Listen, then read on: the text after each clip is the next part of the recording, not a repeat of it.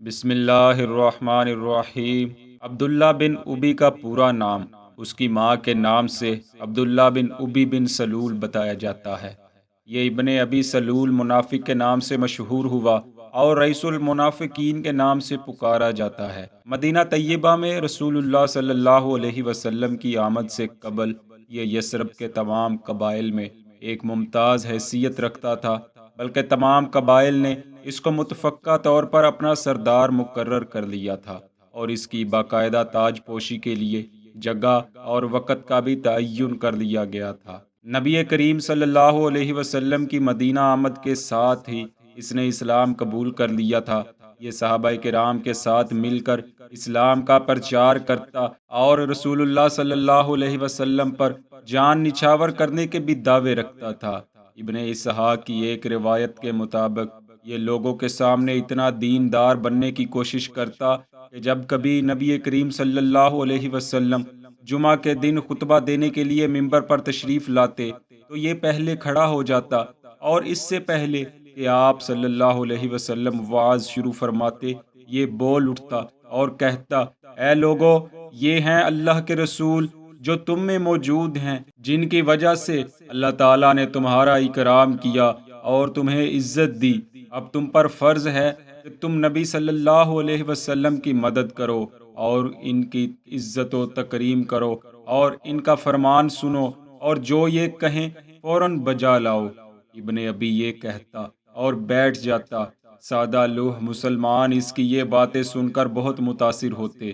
یہ سلسلہ یوں ہی چلتا رہا حتیٰ کہ غزوہ احد پر اس کا نفاق کھل کر سامنے آ گیا۔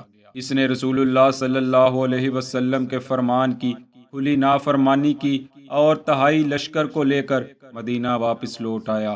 آپ صلی اللہ علیہ وسلم جب غزوہ احد سے فارغ ہو کر مدینہ لوٹے اور جمعہ کے دن ممبر پر تشریف لائے، یہ حسب عادت اٹھا اور پھر بولنے لگا، مگر اس بار صحابہ کرام ادھر ادھر سے کھڑے ہو گئے اور اس کے کپڑے کو پکڑ کر کہنے لگے، اے دشمن خدا، بیٹھ جا، اب تو یہ کہنے کے لائق نہیں رہا، تو نے جو کچھ کیا ہے وہ کسی سے مخفی نہیں ہے، اب تو اس کا اہل نہیں ہے کہ زبان پر جو آئے وہ بک دے۔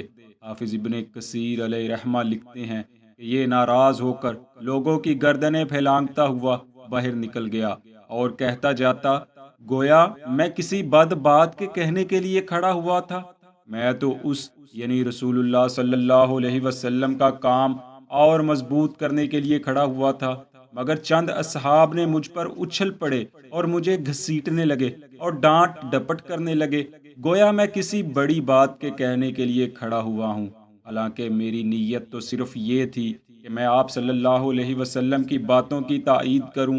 چنانچہ کچھ لوگ اس کے پاس جمع ہو گئے، انہوں نے اس سے کہا، تم اب واپس چلو، ہم اللہ کے رسول صلی اللہ علیہ وسلم کی خدمت میں تمہارے لیے بات کریں گے کہ وہ جو تم نے احد میں حرکت کی ہے اس کی بخشش کے لیے اللہ کی بارگاہ میں معافی طلب کریں۔ اس پر وہ کہنے لگا، مجھے اس کی کوئی ضرورت نہیں۔ اسی واقعے کو تفسیر ابن جریر الطبری نے بھی نقل کیا ہے۔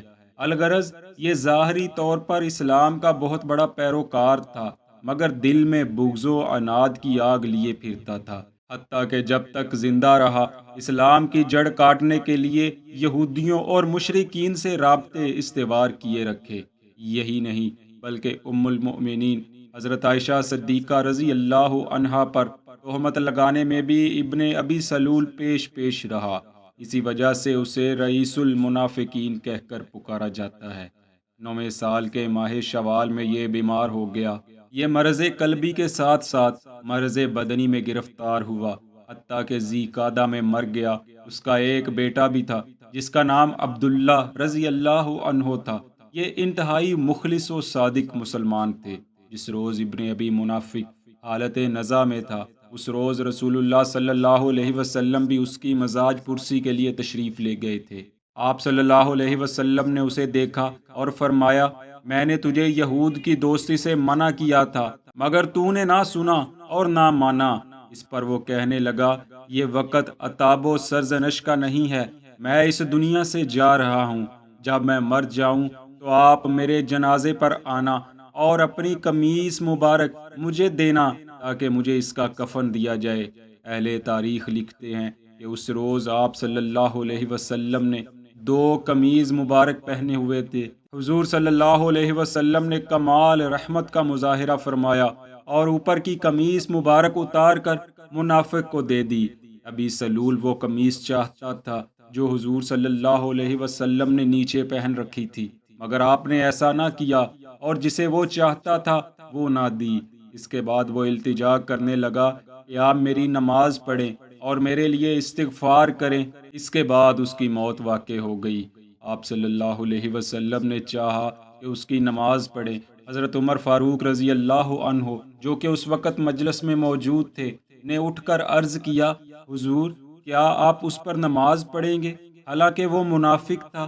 اس پر پیارے آقا صلی اللہ علیہ وسلم نے تبسم فرمایا اور کہا، اے عمر میرا ہاتھ چھوڑو، مجھے ان کے لیے 70 مرتبہ استغفار کرنے یا عدم استغفار کرنے کا اختیار دیا گیا ہے، اور میں نے استغفار کو اختیار کیا ہے۔ اگر تم جانتے ہو کہ 70 بار میرے استغفار کرنے سے وہ بخشا جاتا تو میں 1000 سے زیادہ مرتبہ بھی استغفار کرتا۔ اس ارشاد مبارک میں آپ صلی اللہ علیہ وسلم کا اس آیہ مبارکہ کی طرف اشارہ تھا کہ آپ ان کے لیے استغفار کریں یا ان کے لیے استغفار نہ کریں، اگرچہ 70 مرتبہ آپ ان کے لیے استغفار کریں اور اللہ تعالی ہرگز ان کو نہ بخشے گا۔ منقول ہے کہ جب آپ صلی اللہ علیہ وسلم نے اس پر نماز پڑھی تو قرآن پاک کی یہ آیت نازل ہوئی، ان منافقوں میں جو بھی مرے کسی پر آپ کبھی نماز نہ پڑھیں اور نہ ان کی قبر پر کھڑے ہوں، کیونکہ انہوں نے اللہ اور اس کے رسول سے کفر کیا۔ الغرض حضور صلی اللہ علیہ وسلم سے ان افعال و اقوال کا صادر ہونا عجیب و غریب ہی بات ہے، اور ایسا کیوں کر ہوا اس کی حقیقت تک رسائی ممکن نہیں۔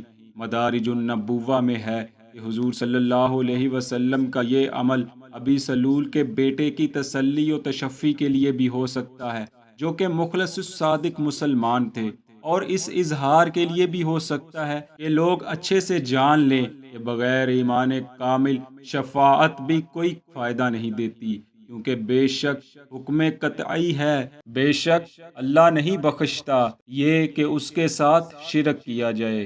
اور آپ صلی اللہ علیہ وسلم نے یہ جو منافق کے ساتھ کیا، اس میں ضرور کوئی مصلحت و حکمت پنہاں ہوگی جسے اللہ اور رسول کے سوا کوئی دوسرا نہیں جان سکتا اور نہ معلوم کر سکتا ہے۔ اسی ضمن میں ایک اور روایت بھی ہے کہ ابن ابی کی موت کے دن منافقوں نے جو دیکھا کہ ان کا پیشوا آخر کار حضور صلی اللہ علیہ وسلم کی نماز و دعا کا محتاج و نیاز مند بن گیا ہے، اور حضور کی جانب سے اس کے بارے میں یوں لطف و کرم برستے دیکھا، تو 1000 منافقین نے آ کر توبہ کی اور صدقے دل سے مسلمان ہو گئے۔ تاہم یہ تمام باتیں یعنی نماز پڑھنا اور استغفار کرنا وغیرہ ضعف سے خالی نہیں ہیں، اور نہ ہی یہ تشفی کرتی ہیں۔ بے شک اللہ ہی ہے جو دلوں کے راز تک بھی جانتا ہے۔ دعا ہے اللہ پاک ہمارے علم و عمل میں کمال عطا فرمائے اور ہمیں اپنے قرب خاص کے سزاواروں میں شامل فرما لے۔